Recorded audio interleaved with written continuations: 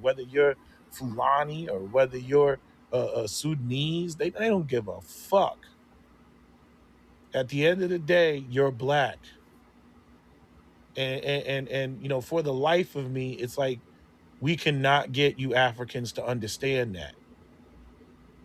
And again, it spills not just into the y'all being tribal as hell, but it also spills into how you're always trying to be better than the next African. You don't look at yourselves as a collective. Now, some of that's your fault and some of that's not your fault. Like example, technically speaking, Nigeria should be three different countries. The British went in there and they always take multiple groups and cram them into a country so that they can't work effectively together. They love to do that. They love to do that shit. But you're a country now. You're Nigeria, and you have an internal infrastructure problem. I don't care whether you're Hausa, Igbo, or Yoruba. At the end of the day, you need public works. You need services. You need fire. You need ambulances. You need running water. You need non-rolling blackouts. These are the things that you need.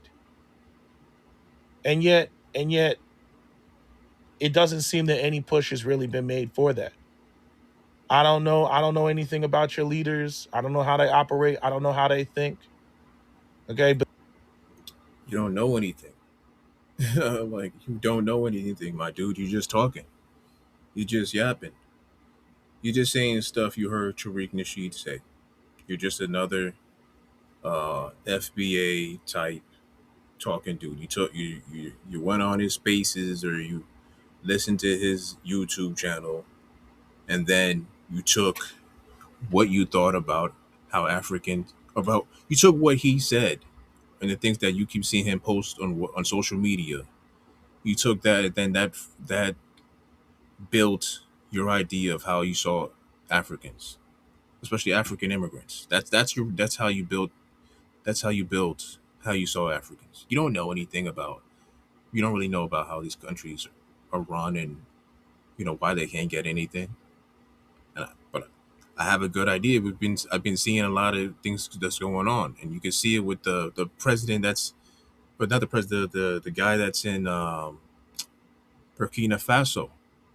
You can see that right now.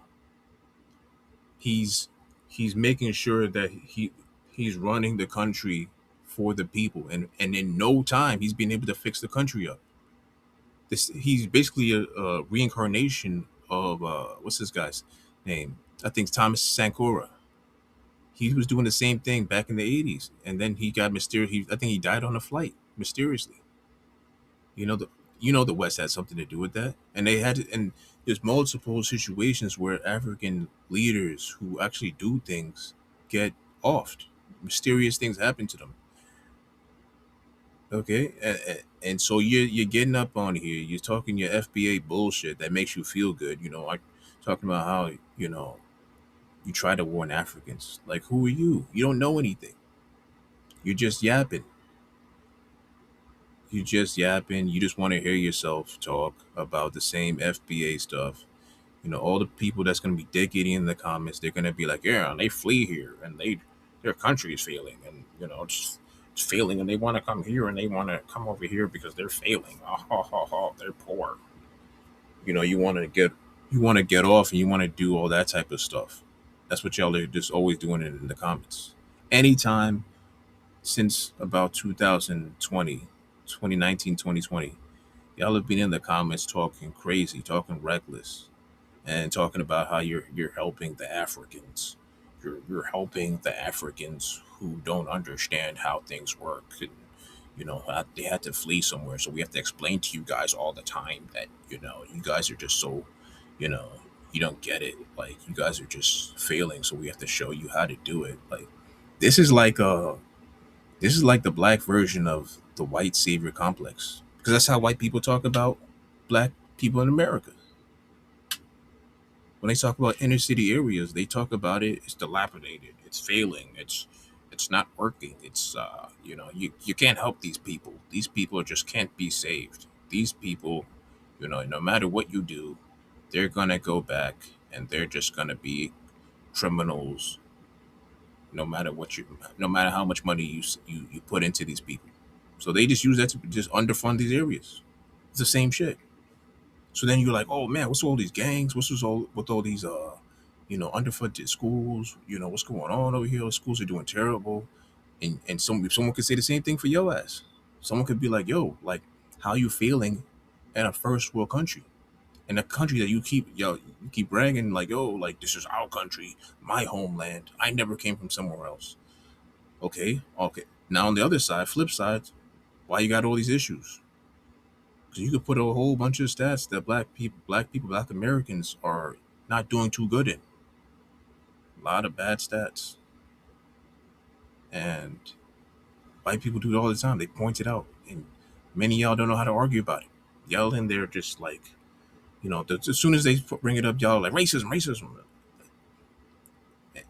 and that's y'all's go-to thing to try to get out of that. And now white people don't care about you saying racism. They're looking at the failures and they're just like, you're just a failure for people.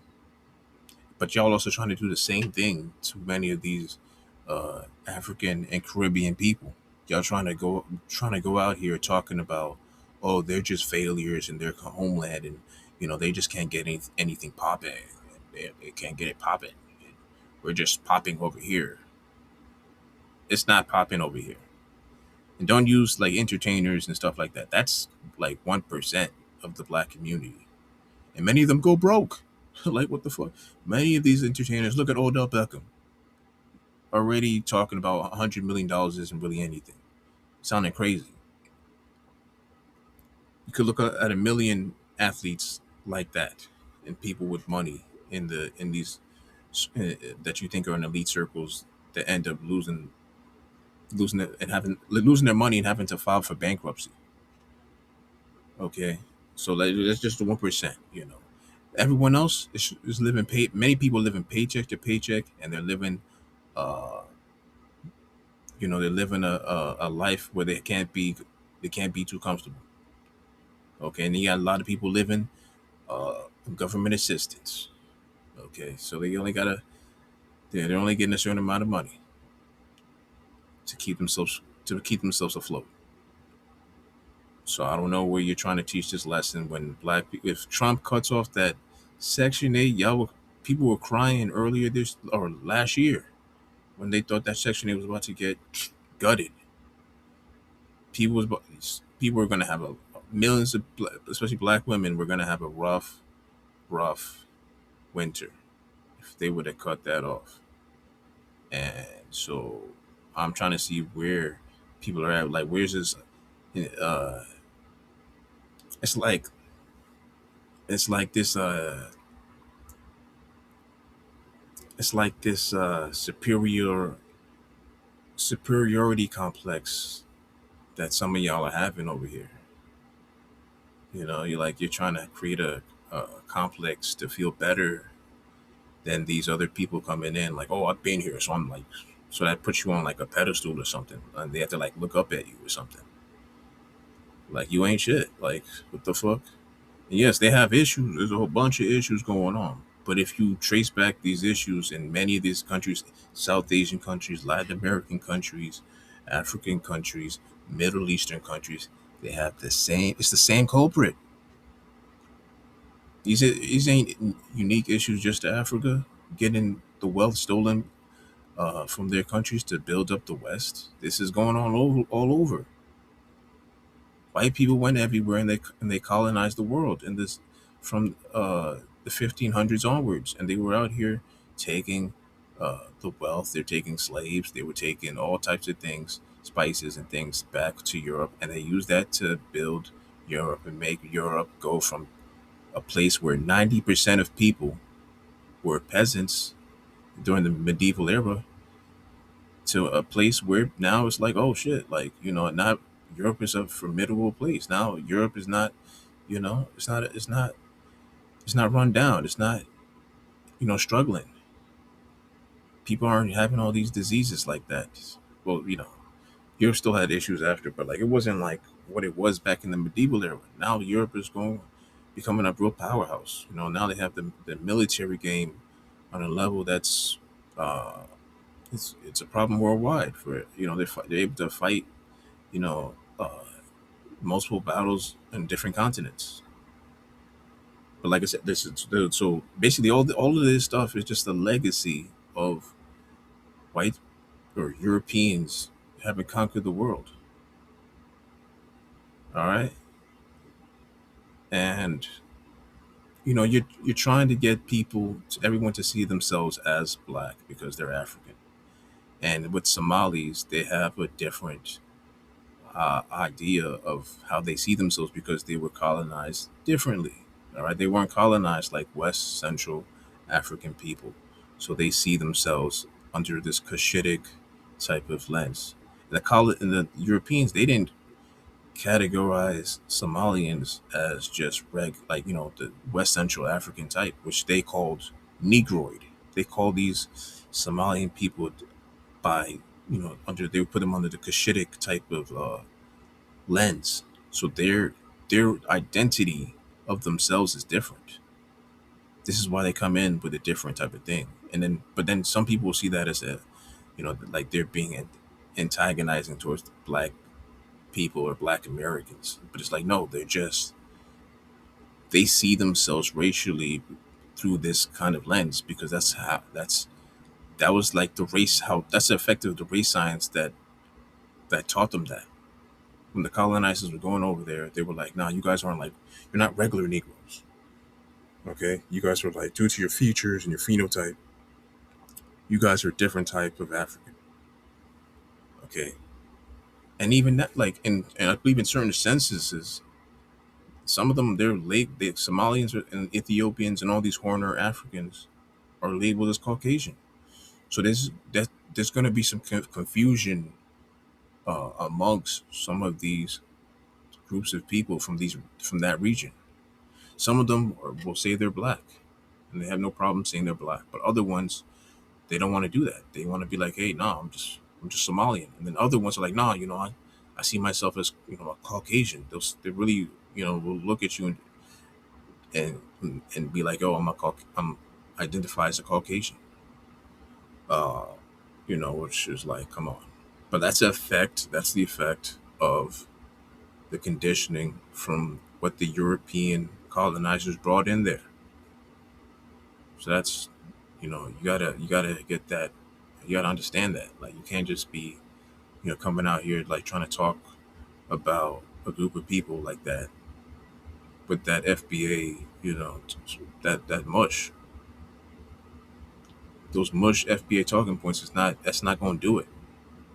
And the guy you're taking your cues and talking points from, because when once you hear the words tether and you fled, all these sayings, they all you guys are just copycats riding the wave of Tariq Nasheed. That's all you're doing. You're riding the wave of somebody who's a grifter. He's gonna have a different opinion a few years from now. Whenever this is Donald Trump and all, however this whole Donald Trump situation goes, if however it goes down, and people, let's say people move on, whatever the next hustle is, he'll be on the next hustle, and you'll be out here with your bad takes and you're yapping. You'll be on the internet for everybody to see. All you guys are saying all this dumb shit, uninformed shit about other groups of people, and trying to generalize a whole continent. It's like everything you're saying is gonna be here for everybody to see. And some of y'all really think that it's just gonna be like it's gonna be cool, it's gonna be lit, it's gonna be like no, this a whole bunch of like receipts that y'all have left behind, a whole trail of bigotry that rivals the nasty talking points of the MAGA folks. Yeah, y'all are just chocolate MAGA folks. Y'all just out here talking a bunch of nonsense. Uh, some of y'all, man, y'all saying some downright bad stuff, man. And yeah, I just don't get it. Let me continue. But this is a failure on their part. This is an embarrassing failure. This is why the white supremacists run around and talk about, black people or the continent of Africa, and why they say y'all motherfuckers can't do shit, you can't build shit, you can't this, you can't that. It does not matter that you got a handful of Nigerians that make it to America and they got PhDs and they got doctorates. Nobody gives a fuck when the majority of the people in the country live in abject poverty. Nobody gives a fuck when you go to Nigeria as a multi-millionaire boxing champion and you get in a car accident and you can't even get basic services. You can't even get the ambulance to get to you. There's no, no, whatever code of conduct, on the road. Every time you see these second and third world countries, there's no road signage, there's no street lights. People are just chaotically there's no lanes. Like people are just chaotically crossing, each other. There's no organization of the traffic. All you hear is beep beep beep beep beep beep beep beep beep beep beep beep beep. It's like that Indian. Who? Like you don't care what they're doing, and they don't care what you're doing. You're not gonna probably ever go anywhere in your life, and they're not. Most Nigerians are never gonna be in America. That's why I'm laughing at all these dummies talking about, oh, they're fleeing here. Like, bro, there's like 200 million Nigerians. Do you think even like 1% of that's ever gonna touch down in America? Most of them are 99% of them are never going to touch down in America. Most of them are never going to be able to travel outside of the continent. So all this fleeing stuff is hilariously dumb. It shows that y'all don't understand, just like the numbers. You don't understand the numbers. You don't understand or you're not even caring. You just repeating. You just want to repeat points. You just want to be a copycat. Because someone's saying something and you guys saying something and you just want to be caught in the moment and you just want to just join up and repeat what they're saying so you can get uh some of that clout that that Tariq got, and you want to be another FBA spokesperson.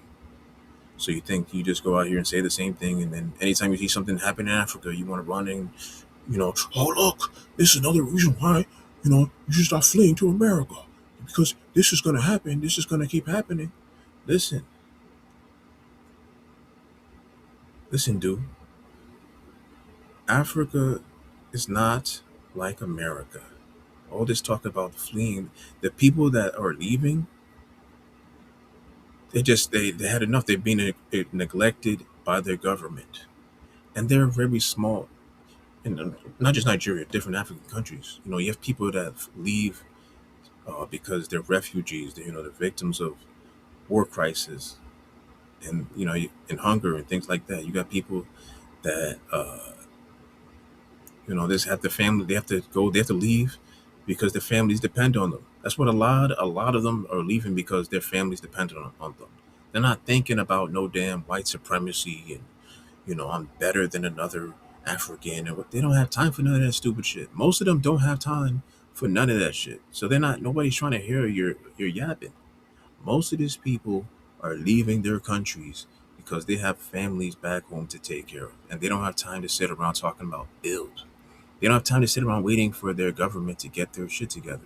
They're already there. They're like, look, my family needs this now. I need to go somewhere else and get that money sent to them so that they can take care. I can take care of them. They don't have time to be playing games and, oh man, I just got to stay here and create something and blah blah blah. They're like, look, my government is doing me filthy. They're ignoring all our needs. Everything's run down because these governments are fake. These are patsy governments.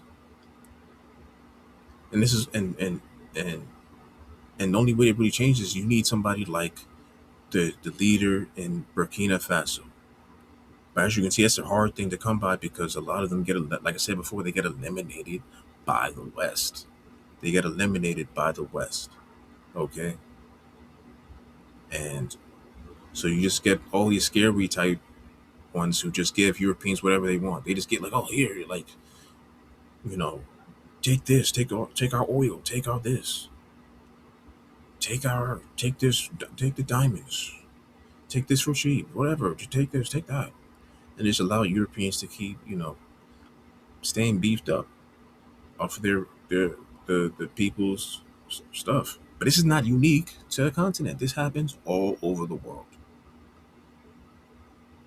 And the only places that are different are places like China and Russia, where they have they have the weaponry, they have everything set up to be able to stand against the United States. This is why the United States uses patsy countries like Ukraine and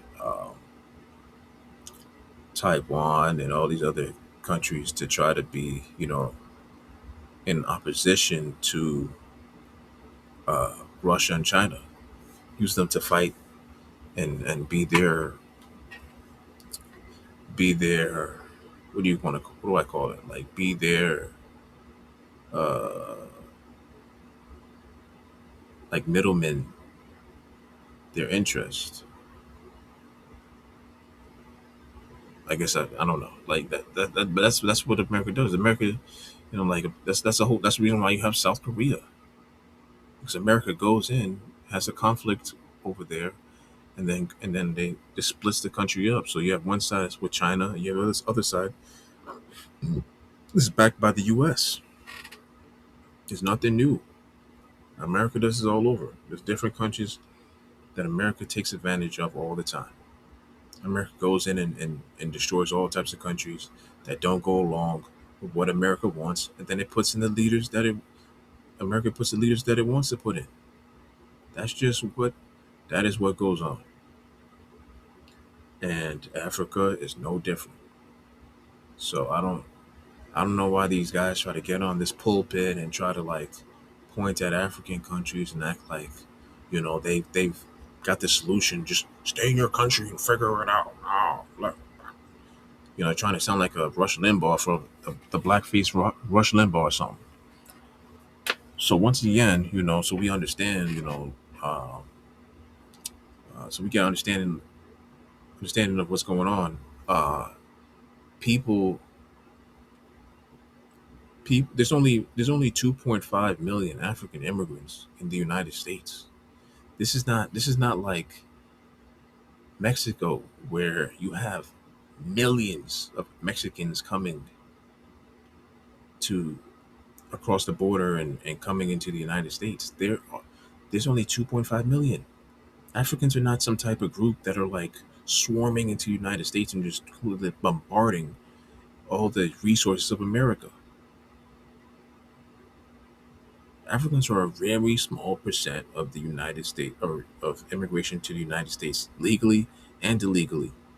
There's no, there's not some ginormous amount of Africans that are just swarming into the United States.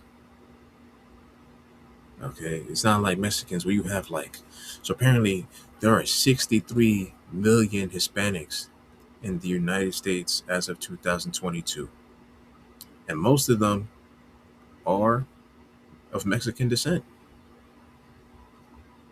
All right, so about 1980, 400,000 legal arrivals have come to America, the United States, per year, every year. Estimated about 400,000 arrivals. Okay, do you understand? That's 400,000 per year. The legal ones.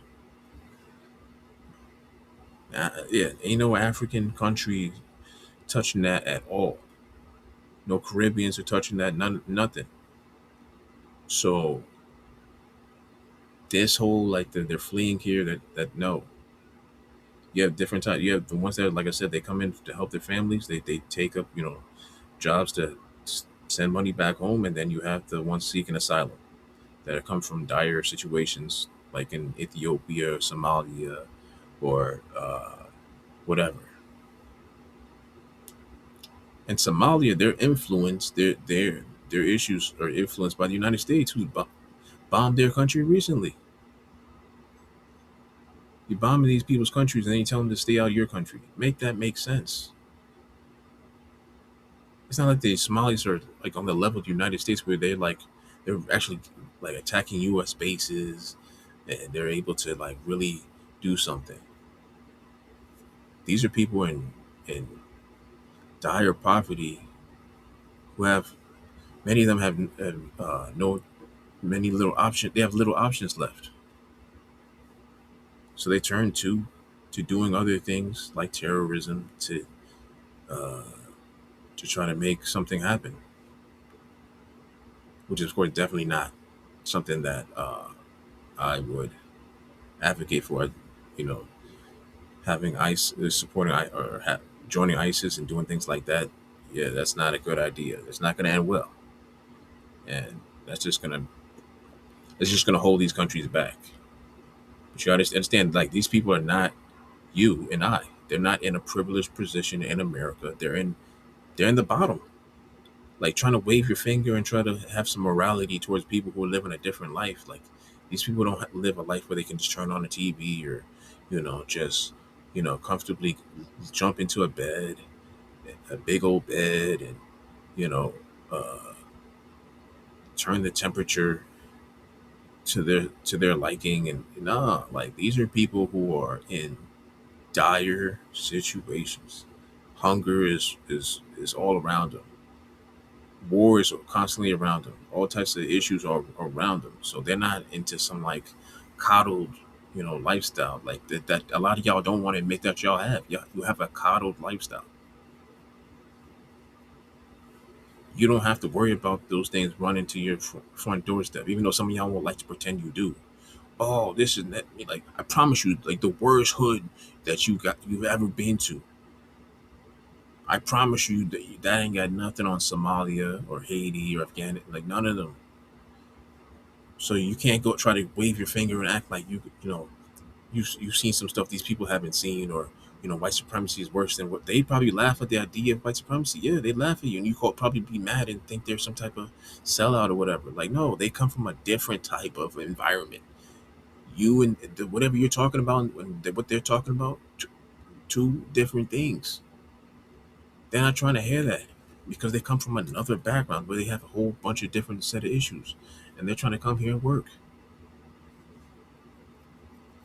You don't even really see African immigrants getting on some type of town. They're not in town hall meetings like white people. Or they're not at events talking about white supremacy like that. That's really just something that black people in America talk about. That's probably not even a word in their vocabulary. Talking about white supremacy, like that's not something they're gonna know until they touch down in the United States. They're not thinking about no damn white supremacy. I'm here to let you know. They're not thinking about it in the slightest. So if you want to yell about white supremacy till you're blue in the face, and you don't want any other group of people, you want to just have that whole soul market on it, you still have it. Like other groups of people are not talking about white supremacy like that. It's all you. It's all yours. The tethers do not have that. Uh, and like I said, so all this goes to say that y'all just got to stop. You know, black immigrants are not some type of. They're not of the level of Mexicans or anywhere near close. Indians or Chinese people, Filipinos, these other groups that are in some type of big number. You know what I'm saying? And they're not. It's not like black immigrants are buying up a bunch of stuff in the black community and making it hard for black Americans to shop at certain spots. It's not like they're doing stuff like they're not going in and gentrifying and buying up, you know, spots in the hood and then just making it really expensive and then making it hard for you to get decent food at an affordable price. They're not doing that. Okay. And they're not overwhelmingly represented in crime in the black community either. Even though you have people online that are trying to show that. If you want to do the numbers, we can do the numbers. Black immigrants are not overrepresented in crime. And then also, uh, you have people out here trying to say stuff like the tethers are trying to be us. This is like another silly talking point. Like you have at one point, like if you see someone from Somalia practicing their culture, you have people complaining, why are they doing that? This is America. Why are they practicing their culture? But then if they take an American culture, quote unquote, whether white or black, or they take on black or white mannerisms, then they're trying. Why are you trying to be another group of people? Ah, like y'all never stop complaining. Y'all just want to complain about something.